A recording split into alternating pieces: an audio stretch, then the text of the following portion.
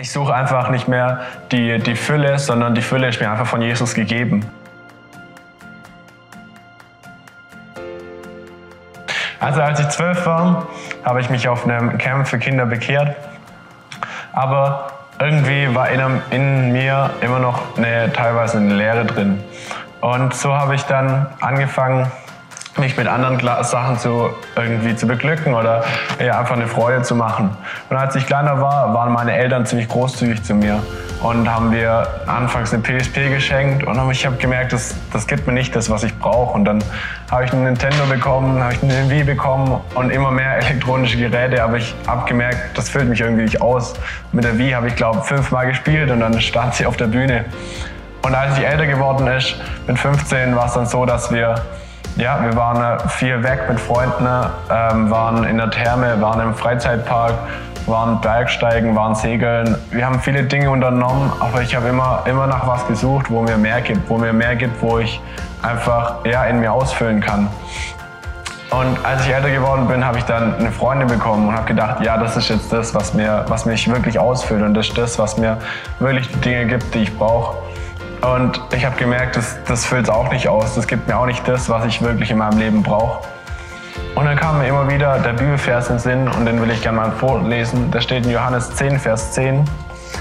Und der heißt, der Dieb kommt nur, um die Schafe zu stehlen und zu schlachten und um Verderben zu bringen. Ich aber bin gekommen, um ihnen Leben zu bringen, Leben in ganzer Fülle. Und ich fand den Bibelvers einfach, er ist ziemlich krass und ziemlich direkt, aber er beschreibt immer das. Ich habe immer versucht, andere Dinge an die Nummer 1 zu stellen. Ich habe immer versucht, elektronische Geräte, Aktivität mit meinen Freunden oder mit meiner Freundin an die Nummer 1 zu stellen. Ich suche einfach nicht mehr die Fülle, sondern die Fülle ist mir einfach von Jesus gegeben. Und er gibt mir die neue Freude, er gibt mir den Frieden, den ich brauche. Und sozusagen, wenn mein Handy kaputt ist, dann kaufe ich nicht ein neues Handy, weil ich es unbedingt haben will, sondern ich kaufe es, weil ich es einfach brauche, weil das alte kaputt ist. Und ich suche in dem Handy nicht mehr irgendwie meine Identität oder ich suche darin nicht mehr das, wo mich ausfüllt, sondern Jesus steht bei mir an Nummer 1. Ich will dich einfach auffordern, wenn du noch nicht mit Jesus lebst, dann überleg mal, was steht bei dir an der Nummer 1? Was füllt dich aus? Und überleg, ob dich das wirklich glücklich macht.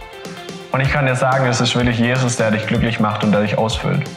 Und vielleicht bist du aber auch schon Christ, so wie es bei mir war. Und bei dir rückt Jesus manchmal wieder immer auf die Nummer 2. Und ich will wirklich, dass du überlegst oder Jesus fragst, was steht bei dir an Nummer 1? Und dass Jesus wirklich wieder auf die Nummer 1 rückt und dass er wirklich Herr über dein Leben ist, weil er kann dir nur die Fülle geben und du hast wirklich dein Leben ihm gegeben und er sollte auch immer an Nummer 1 stehen bei dir.